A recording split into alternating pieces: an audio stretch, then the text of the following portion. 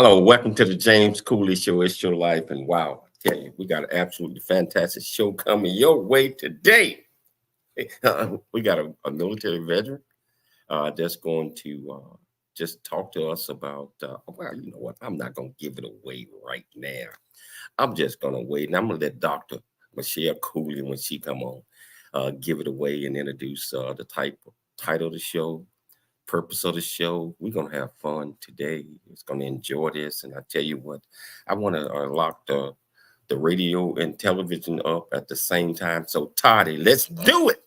It's Your Life is sponsored by James J.C. Cooley. Life is a series of circles and cycles, phases and stages. These are your experiences that teach you the lessons of life. You can either ignore them or embrace them. Welcome to the James Cooley Show. It's Your Life. James is a motivational speaker, author, military veteran, and founder of the James Cooley Foundation. James is here to equip you to strive for greatness and to overcome adversity. It's time to get equipped today for the challenges of tomorrow. Now, here's the host of It's Your Life, James Cooley. Hello, welcome to the James Cooley Show. It's Your Life. I'm your host, Dr. James J.C. Cooley. We got an absolutely fantastic show coming your way today, and I tell you, we got this fantastic guest, military veterans. They're going to talk to us a little bit about K9, but I'm not going to give it away too much. And, so Todd, how are you doing today, man? I'm always good, even better when I get to help run the show. Oh, man, you're the best in the business, my friend, the best in the business. That's Todd, my producer, KCB Crew, San Diego. So I tell you, Todd, we got a great show, and Michelle going to tell us all about it, so I can't do anything without bringing Dr. Michelle Cooley on. How are you doing today? Doing good, doing good. I'm excited about the show because, first of all, about what this gentleman, this organization is doing. And I have a love for these specific animals that are, helping, veterans in so many areas. So I'm really excited about the show. I'm excited to hear this guest, his backstory, and everything about this amazing organization. Wow. So I tell you, can you do the honors introducing the title of the show, purpose of the show, and introduce this absolutely fantastic guest we got? Well, yeah. So the title of today's show is K9's for Warriors, determined to end veteran suicide through shelter-turned-service dogs.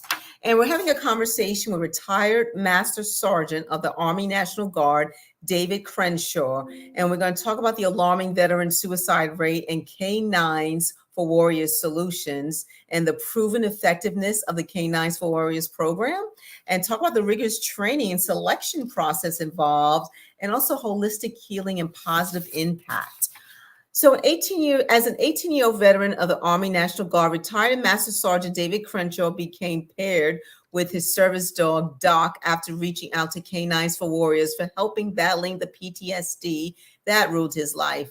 Now, with his life under control and Doc by his side, David is on a mission to tell the world his K9's for Warriors story. So please welcome to the show. Hopefully we'll get to see Doc, David Crenshaw. Hey, how you doing, David? How you doing? Good afternoon to you both. Thank you for having me here. Man, it's an absolute pleasure, man, having you on the show, man. Veterans, K9s are just like what Michelle was getting ready to say. She got a love for dogs because we got one. And, Absolutely. So welcome to the show, David. Can you please tell our audience a little bit about you, where you grew up, actually where you at right now? So I'm home, which is different from where I grew up. I grew up down at the Jersey Shore, affectionately as we come to know it. And about 5 years ago, I moved up to North Jersey. Just your typical kid growing up by the ocean, involved in a lot of just the regular sports in the community, volunteering that my parents had put me in and things of that nature. Nothing abnormal, truly, as a child growing up. Had that affinity to wanting to join the military, having watching all those military movies throughout my childhood. It inspired me, as well as my mom worked for the government And so, although she was worked for the government as a civilian, I would often see the soldiers and what have you, and be so intrigued by that I knew I wanted to do that. And not only did I want to do that, I wanted to grow up and be a fireman and a police officer as well. And I'm one of the very few fortunate people in life that could say that they were able to accomplish all their dreams. Wow, fireman and police officer. Yeah. Right, that's and the military. That's great. Absolutely, yep. So, David, who was some of the role models that you had when you was growing up?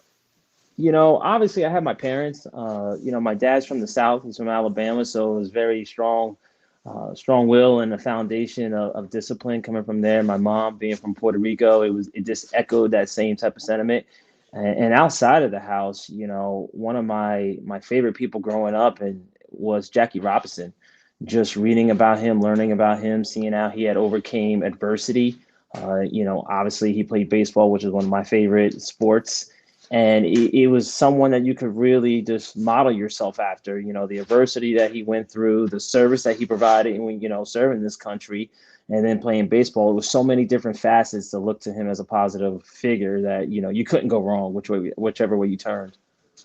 Military. So you said you accomplished fireman, police, military.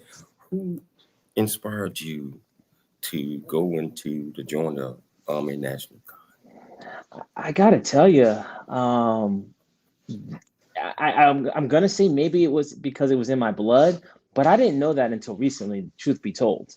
On all sides of my family, I'm finding out through some history that there were family members in the military, but again, not until as of late have I known about that.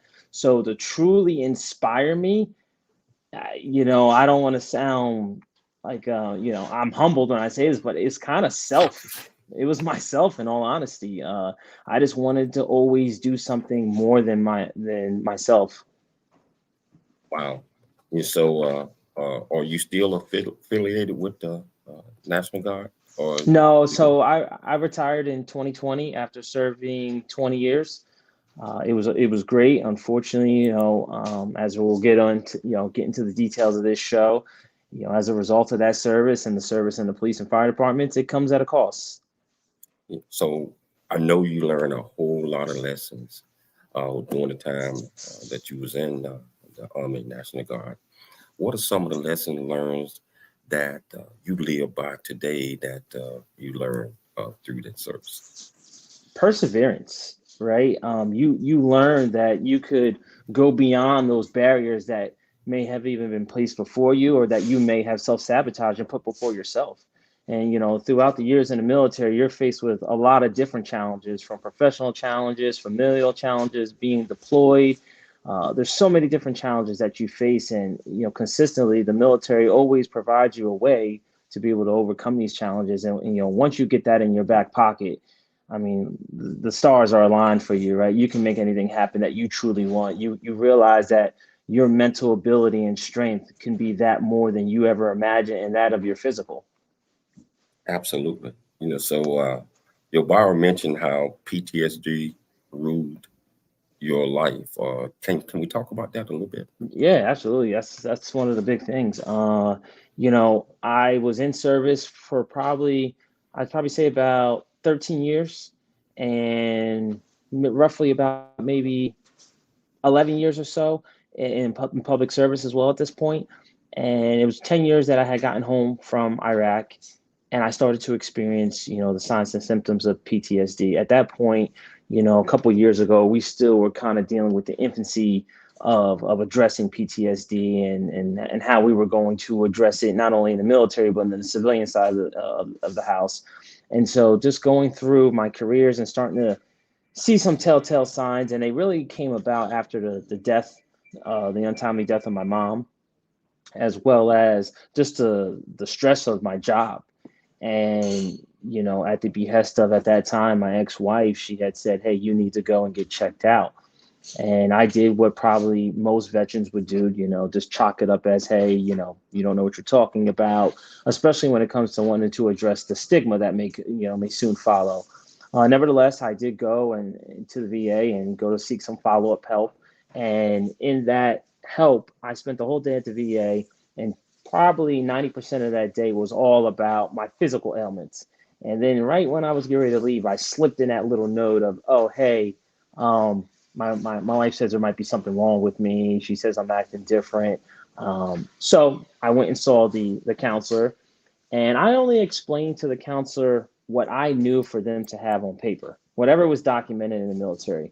For fear of losing my civilian job, I didn't offer any more evidence that they didn't, that they already had. And, I explained those stories. And in that 2 or 3 minute time frame, she was able to capture so much from me.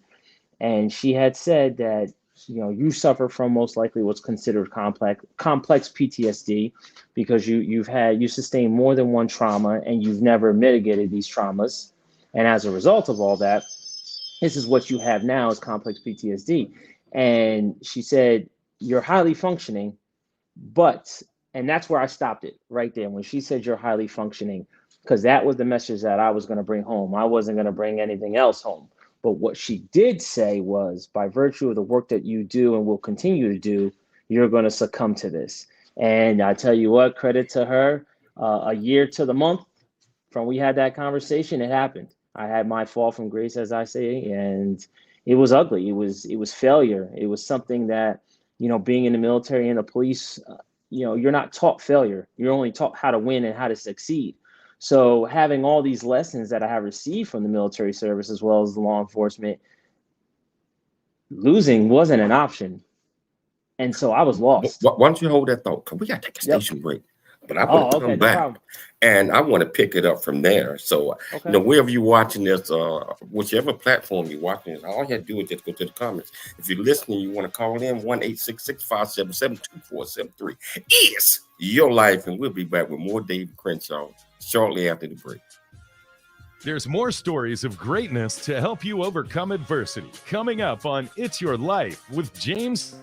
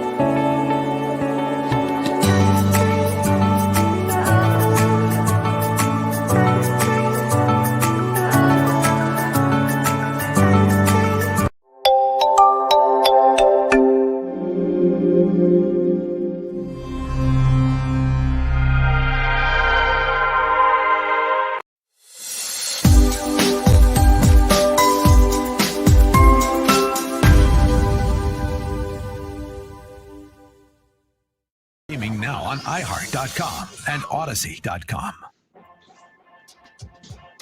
Life is a series of circles and cycles, phases and stages. These are your experiences that teach you the lessons of life. You can either ignore them or embrace them. Welcome to the James Cooley Show. It's your life. Dr. James Cooley is a motivational speaker, author, military veteran, and founder of the J.C. Cooley Foundation. Dr. Cooley is here to equip you to strive for greatness and overcome adversity. It's time to get equipped today for the challenges of tomorrow. Now, here's the host of It's Your Life, Dr. James Cooley. Hello, welcome back to the James Cooley Show. It's Your Life. I got my absolutely fantastic guest here, David Crenshaw. And we getting ready to dive off into K9's. We're going to learn a whole lot about the services of the Warriors and you know, K9 for Warriors and etc. A lot of people think that you know, PTSD, just like what Dave was talking about, it just come from the military, but the PTSD effect are more than just the firemen, police, people in general. And we're going to delve deeper inside and learn a lot more about it. We're going to talk about David. But first of all, before we go into this, wherever you're watching this, if you want to be part of the conversation, go to the comments and ask David any question that you might have, or pick up the phone, dial 1-866-577-2473. You know, I want to show a real quick clip, Dave, before we get off into the topic of K9's. All right, here we go. Isolated, detached, stuck. You feel like it was almost Groundhog Day. You know, how do you get out of this box? You're trapped inside your own head. You're getting intrusive thoughts that are making you see, believe, and cognitively think different things that aren't you. And you want to find that way to get out of it. When you're contemplating suicide, when there's no other place to turn to, and you come here and they tell you that a dog is going to change your life, and you sit here on that first day and this dog emerges that they've systematically paired with you after a series of interviews and consultations to see what fits your needs, your character. The emotions, I wouldn't be able to get through them without this guy right here. You know, he feels my emotions. His heartbeat is calming me down. Put this dog's in our lap at the end of our leash. It's like an umbilical cord, right? Truly, like, this thing is an umbilical cord that gives life and receives life on a daily basis.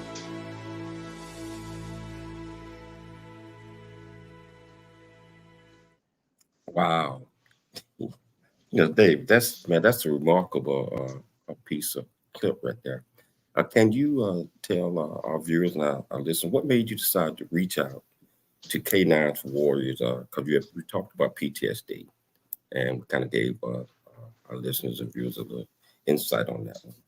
But you said that that ruined your life and you reached out. What made you reach out to K9 for Warriors? And first of all, what is K9 for Warriors? David, I think, can you hear me, Dave? David might have froze for a second or so. Let me remove him, bring him back. David, can you hear me? No. Well, I think we got a problem with David's audio.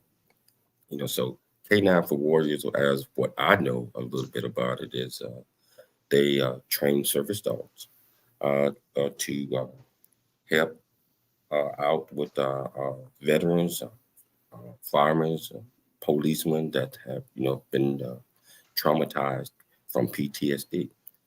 And these animals go everywhere that they go.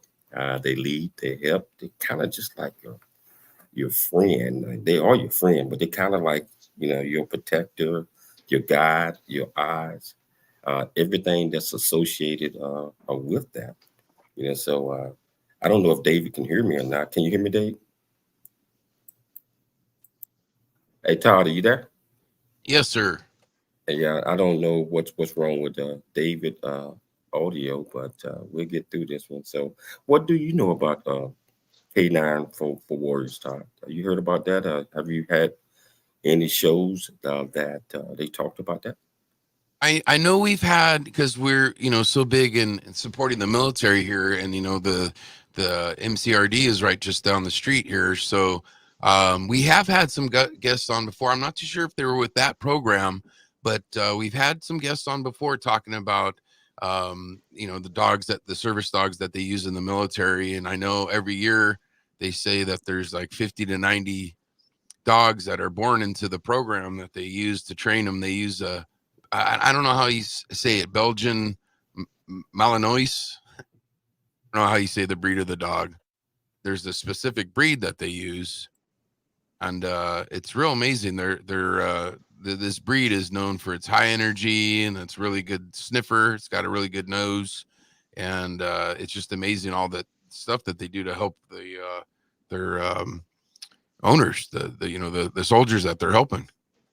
Yeah, I know. Here's some great stories about how the dogs are. They, you not just get attached to you, but you become one. You're like intertwined with each other, and that dog is your protector. He's your guide. He's your eyes. He's everything. And so hopefully we'll get David back so we could hear his story about this, because he got a very remarkable story that he's going to tell. But I tell you, we're going to go back to that video again, and we're going to try to get in touch with David. So just hanging out with us. Isolated, detached, stuck. You feel like it was almost Groundhog Day. How do you get out of this box? You're trapped inside your own head. You're getting intrusive thoughts that are making you see, believe, and cognitively think different things that aren't you. And you want to find that way to get out of it. When you're contemplating suicide, when there's no other place to turn to, and you come here and they tell you that a dog is going to change your life, and you sit here on that first day and this dog emerges that they've systematically paired with you after a series of interviews and consultations to see what fits your needs, your character.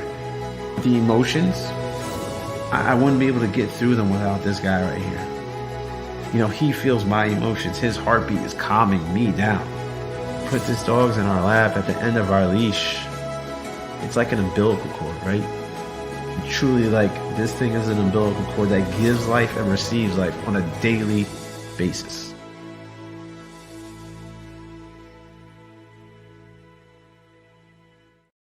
Wow. Hopefully can you hear me now, Dave? Yeah, I got you now, sir. Man, I am totally interested in hearing your story, man. I love that clip that you sent me. And so can you tell our viewers and listeners what made you decide to reach out to K9 for Warriors? It had been a couple years since I started my therapy for PTSD and treatment. And I've done the basic things that they always prescribe, right? Medicine and therapy.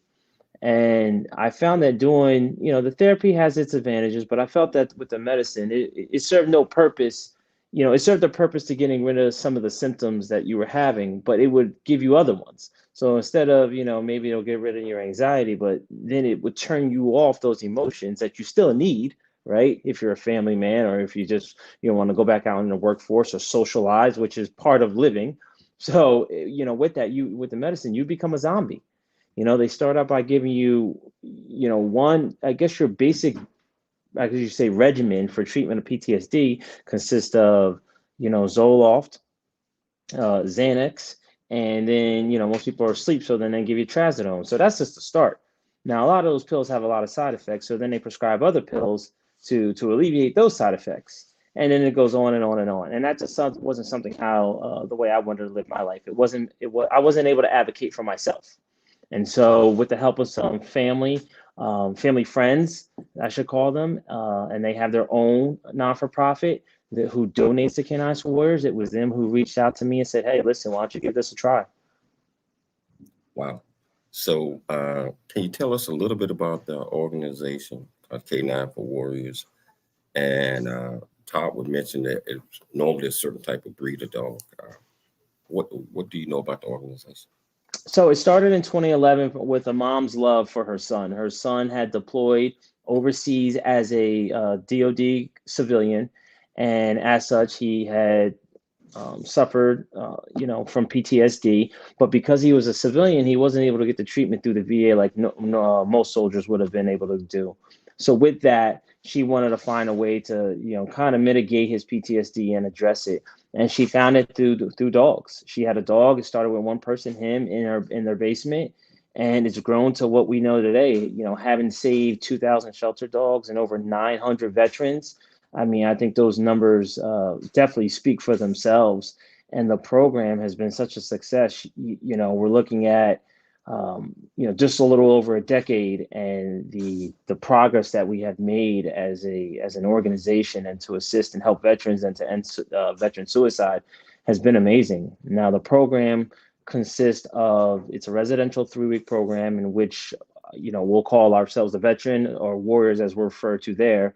We'll go down and they'll receive the training, and this training is everything that the dog already knows, right? It's just letting us pair up with our service dogs, and now they know that we know the training, and then we'll go and we'll start to navigate and negotiate the things that you may encounter in life.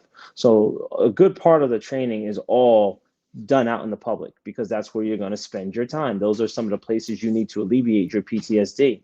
So it could go from the grocery store to the movies to a sporting event, anything you could think of. They're constantly always trying to push that, extend that limit and barrier to show what these dogs can do and how they're able to get veterans and warriors back into society and be engaging and contributing members of society. With that residential program, the dogs are trained obviously before us. And the way they pick their dogs is that the first thing they do is administer a health and wealth exam to make sure that these dogs, again, most of them are shelter dogs. So, a lot of them have a backstory to them. And so they want to make sure that these dogs are healthy and are going to have good sustaining lives with their veteran. And after that, they'll do what's called a temperament test, just make sure that they're okay in and around other dogs and in and around other people. They're not territorial. And once they pass those 2 big hurdles, then they go on to about a 6 to 8 month training program. And from there, they'll be paired up at the end of their training with a warrior. And that warrior, like I said, is down there for 3 weeks. And once you graduate from there, you'll go back out into society and achieve whatever it is you're looking to achieve. I see your buddy is right behind you. Yeah, you know what? I will say, no, I've got construction going on in my house, so normally I'm in my office, and this actually works out because most people do not get the opportunity to see him just because of the way the office is set up. So today, this actually worked out really well. Yeah. So we have to take a station break in a minute, but we're gonna come back and we're gonna talk about how they pick you and your service dog. How did they pair you all up? Awesome. So we're gonna take a station break right now, but because I don't want to miss any of that. And when we come back, we're gonna delve deep off into that, and hopefully we get a chance to see Doc again.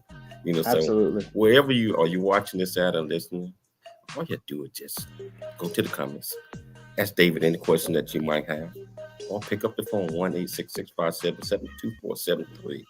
It's your life, and we'll see you shortly after the break. There's more stories of greatness to help you overcome adversity coming up on It's Your Life. Really get a chance to know who you are. And once you know who you are, you truly know who you are, love who you are. Love who you are. You're a masterpiece. Love who you are. Love who you were born to be. Love me some me. That's what I'm talking about. When you leave high school, you gotta know today or tomorrow, hopefully today, what your plans are. Hopefully, there is no bad decision unless there is no plan. Create, collaborate, commit with confidence. Commit with what? Commit with what? And everything that you do.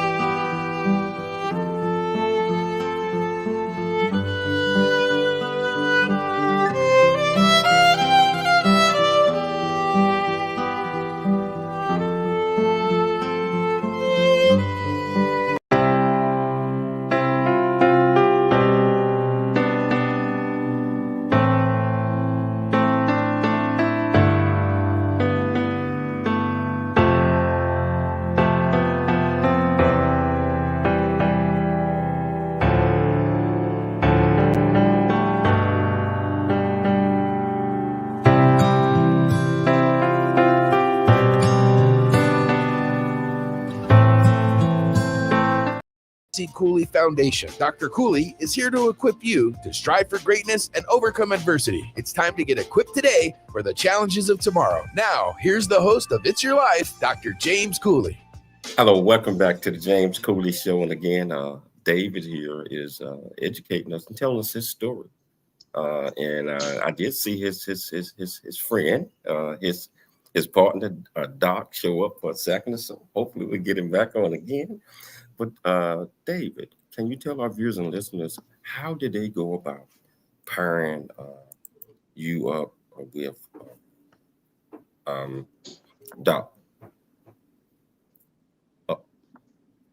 I don't know if Todd, can you hear me? Sir. Yeah, that's I think David we back to no sound again with him.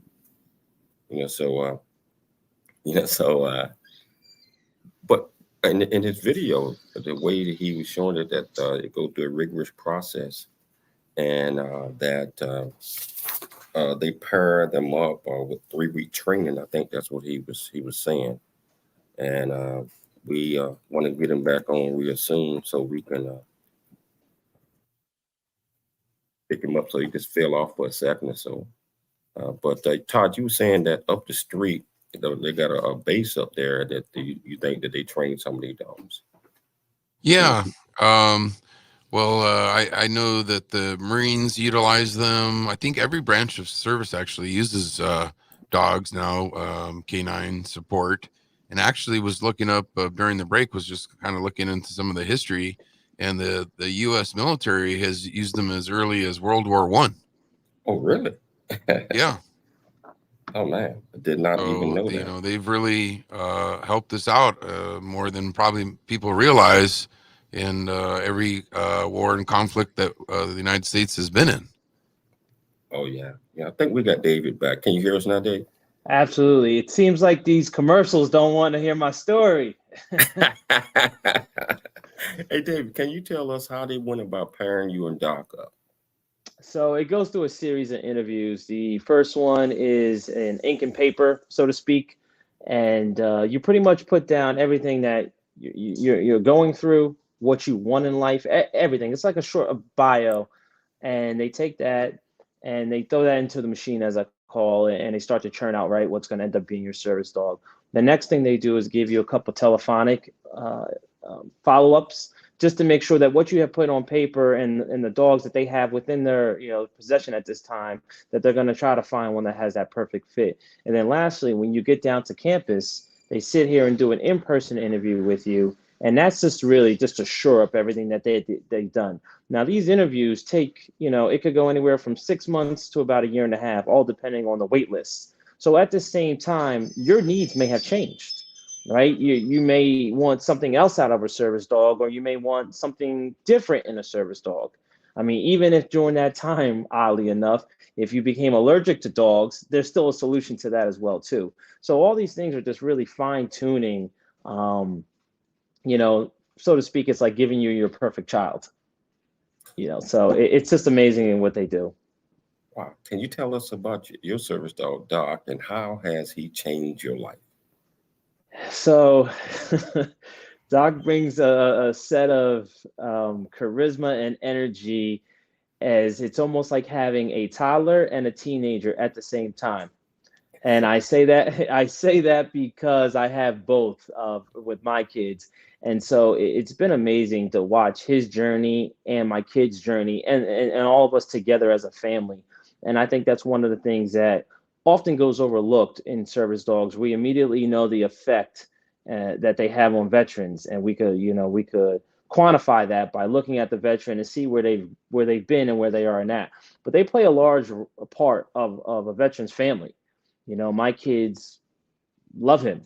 He helps that emotional regulation, something that's hard within us veterans. When you're used to seeing so much despair and dismay and just war-torn countries, or you're a first responder and you see death and you always see the negative of things, it's really easy to become a cynical person and only see the negative in life. And these dogs bring out, the positive in life. They're going to love you no matter what. I could wake up in the morning from a night terror, have a bad dream, and have a bad day. and he's not going to love me any less. Now I could bring that attitude down to my kitchen and with my wife, and I could assure you I'm not going to get that same treatment back as much as she loves me, you know. But jokingly, all kidding aside, that's what they really do, right? They bring out this natural emotion that's in us. And when you sit here and engage with your dog or these dogs, it just takes that break from life, right? You could escape that moment and just be one in yourself. And that's one of the big things with PTSD. Your mind is racing, you're somewhere else. So it brings you and grounds you. And that's very important in a lot of aspects. I could tell you that another symptom is being traumas, being out in public, finding yourself in and around a large crowd. Those are things that don't make anyone feel, it doesn't make a normal person feel comfortable, let alone a veteran suffering from PTSD. And these dogs can help alleviate something as simple as that. You'd be surprised of how debilitating it could be for people suffering from PTSD just to truly even go out to the grocery store. Something as simple as that. Maybe even leaving the house to go to a doctor's appointment. That could be a struggle for some. And these dogs, again, when they're at the opposite end of that leash and they're just taking you out, you're focused on that leash, that dog, and you're not thinking about, for me, would have been that war orientation, that combat type of lifestyle where everything is a fight, where I always have to be on guard. How long did it take you to jail with Doc? I mean, I know, I think you said something about 3 weeks of training. When did you know that was going to be your service dog?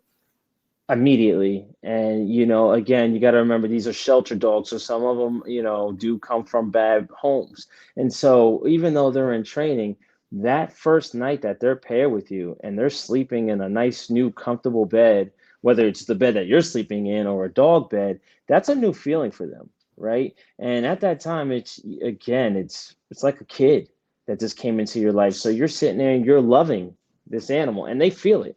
They feel all that emotions that's flowing through your body and it's going to them. And so they're giving it back to you. And that's how that process immediately starts to bond. I mean, there's a reason why they're called man's best friend. They've been around, as the gentleman said earlier, since World War I, they were using, dogs, but we've known dogs to be a part of our lives forever, going back to even biblical times. So I mean, it shows the relationship that was meant to be. Wow. So with Doc, so the kids, you saying the kids and everybody has jailed around him, and so what are some of the tasks that Doc does? So talking about the crowd situation, we like to have a safe space.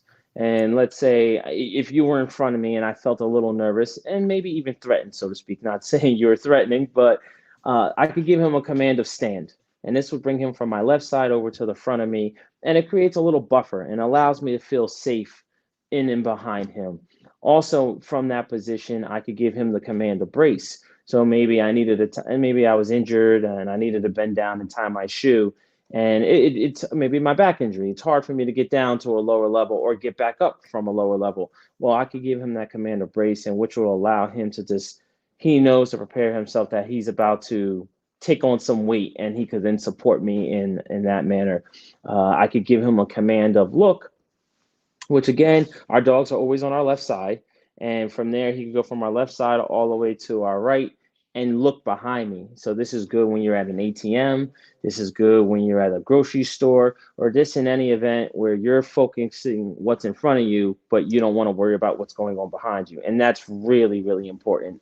These dogs in that sentiment act as an early warning detection system, as I like to say. I don't have to be worried about what's over my shoulder because he's going to let me know. I'm going to feel the leash move. I'm going to feel something from him at this point. Doc and I, almost being together 5 years, we know each other's movements really easy. I could give him a look these days and he knows what I'm thinking.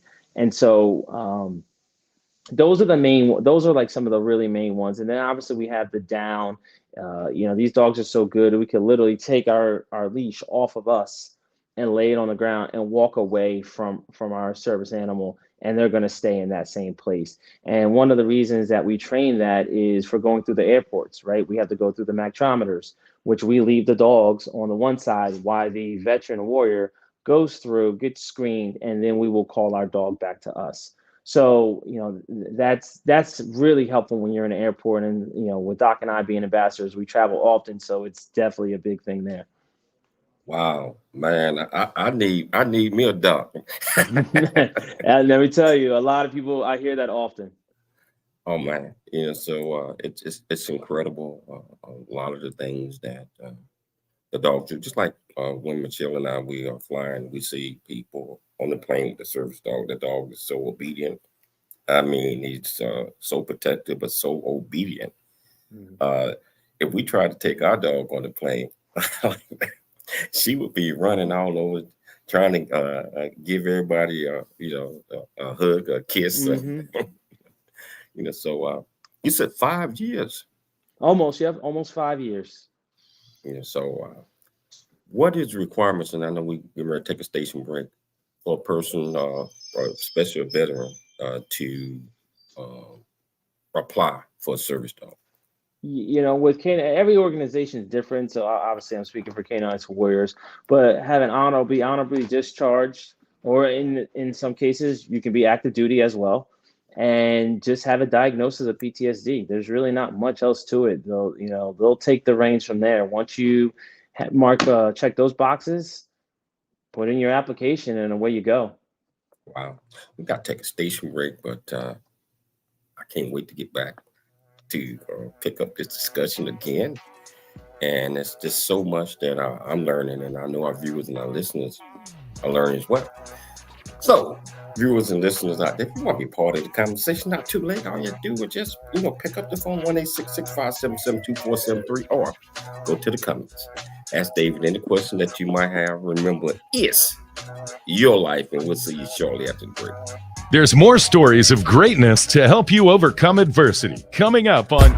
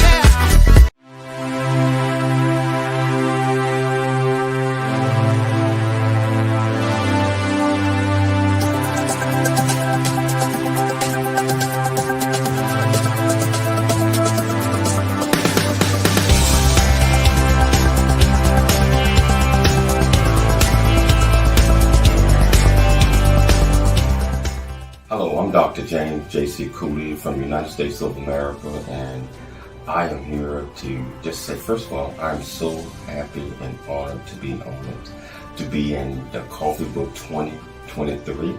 Unified Brain Z and the other organizations, thank you so much for giving me an opportunity to be a part of this collection.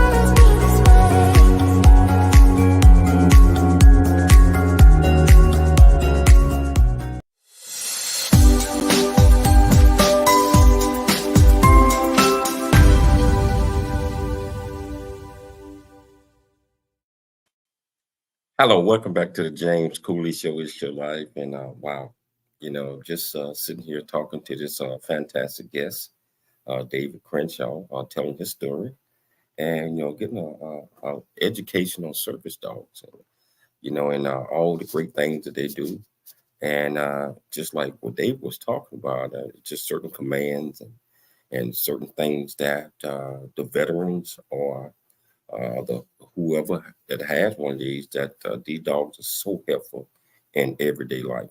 Todd, so far, what you think? It's been a great show so far. I mean, I've learned so much, and it's just amazing all that the dogs can do and the special relationship between dog and owner. It's amazing. Wow, man, it's incredible. I think we lost Dave again for a second or so, but yeah, man, it's I mean, just listening to him, and I did not know that the dogs were trained just certain words they automatically reacting, and just making sure that they taking care of uh, who they are assigned to. So I think we got David back. Can you hear me, Dave? Yes, sir. This is just a testament to the perseverance. The perseverance is always there, and just what we're talking about is some of the things, and that you were saying, just certain commands or certain looks that your dog already know what you're thinking. Yes. So yeah, so they all service dogs talk the same thing, they react the same way, or just depending on the person, like they try to match them up with your personality in certain ways. Talk to us a little bit about that. So all the dogs are trained to the same standard. And one thing that I would say sets canines apart from some of the other service dog organizations out there is we have to recertify every 2 years with our dogs. And this is to make sure that the standard is met. We're all about quality, not quantity. As much as, quantity would be, amazing because it'll help get this veteran PTSD symptoms down and veteran suicide down, you still want a quality dog. So that way they're going to be with that veteran for some time and be able to perform to standard. And so all of our dogs are trained to the absolute same standard. And if for any event, like anything else, like us, sometimes we can, they could deviate from the standard. And K9's provides the opportunity for the dogs to come back down and get retrained, or even if it is the handler who deviates from the standard and needs some help, they're always are willing to take the veteran back and helps them with some retraining if a problem should arise. So K9 for Warriors, is that all over the United States or just in certain states? So we service nationally, but we're home based out of Florida, and we also have a over in Texas.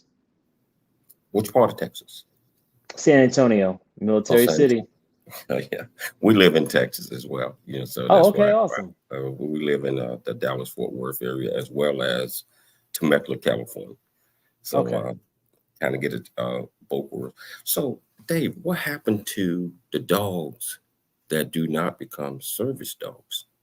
So that's one of the newest things that they've started, fairly new rather, and it's amazing. Some dogs just unfortunately aren't able to make it all the way through the training. And again, it's a very standardized, rigorous training program. And so, but these dogs are still highly trained dogs nonetheless. They just don't have the ability to be a service dog. So they'll be repurposed if they can.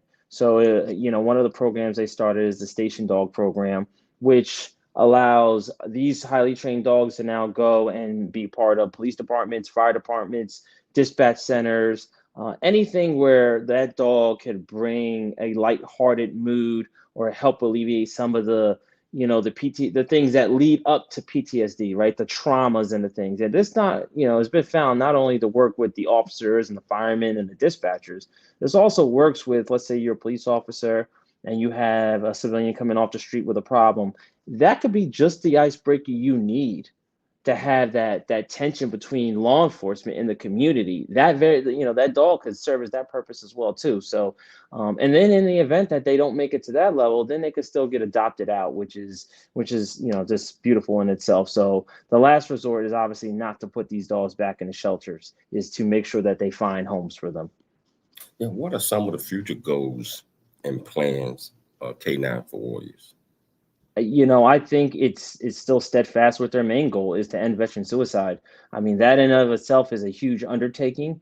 It's something that won't be fixed overnight. It's something based off of our numbers and the need. We know it's going to take some time to get there, but they're committed and steadfast in their approach. And I don't think there's anything more than that they need to take on. That's a huge feat. When you're looking at anywhere, and these numbers fluctuate. It depends on what you're looking at. But we'll just say on average, the 20 veterans a day that kill themselves, that's a large number. And, if I say that's 20 veterans a day, there's upwards of 3 million, between 3 and 4 million veterans that have served since 9/11. That's a lot, with no end in sight. So our mission of ending veteran suicide, that's where, our front side focus is definitely at. And how is K9 for Dog planning on extending their reach and outlook? Well, through programs like this, having the opportunities to come on your program and having been on some other radio programs throughout the country is just to get that message out there, letting everyone know, it's a common problem within the veteran community. We're very smart, we're really intelligent, we're able to accomplish things, but the information isn't reaching everyone like it should. And so, platforms like yourself are helping reach veterans, whether there's not a single veteran on this call right now or listening to this, they probably know someone, or say, hey, I heard, I was listening to JC the other day and they were talking about PTSD. Doesn't so-and-so have PTSD? Well, maybe this might be the solution for them. And just like this is how important these little, these microcosms of communication multiply.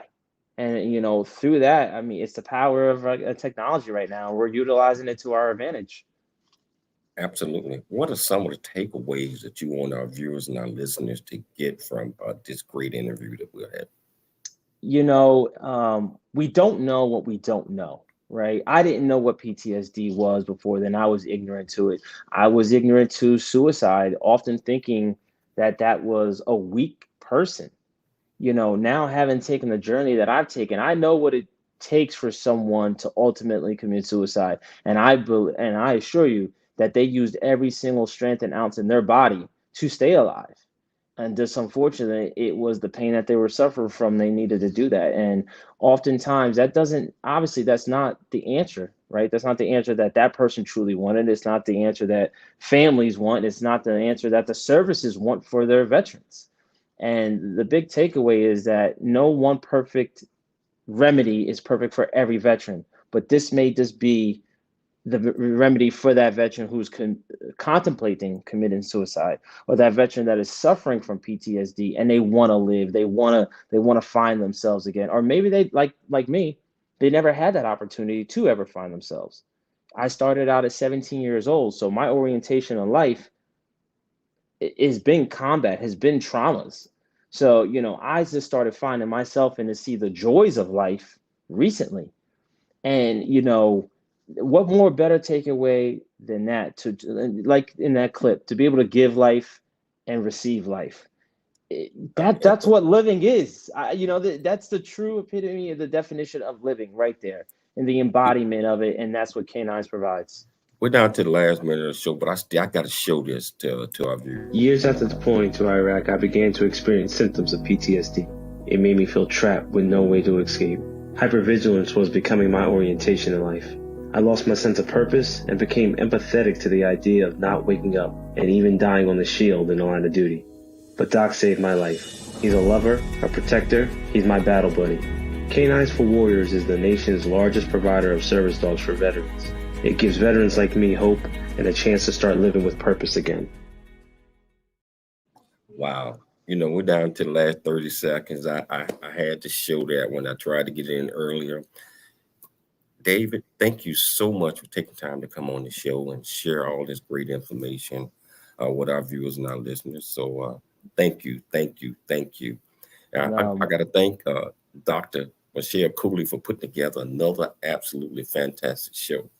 I got to thank my producer, Todd. I call him Toddy, KCBQ, always doing an absolutely fantastic job. And most importantly, I'd like to thank our listeners for tuning in to the James Cooley Show. It's your life. Remember to always dream big, think big, and be big at everything that you do. We'll be back tomorrow, same time, same place. It's your life. Thanks for joining us for the James Cooley Show. It's your life. To learn more about Dr. James Cooley and how you can support the show or become a guest, visit CooleyFoundation.org. Join James for more motivation and inspiration to help you become equipped today for the challenges of tomorrow. This has been It's Your Life with Dr. James Cooley, where you learn,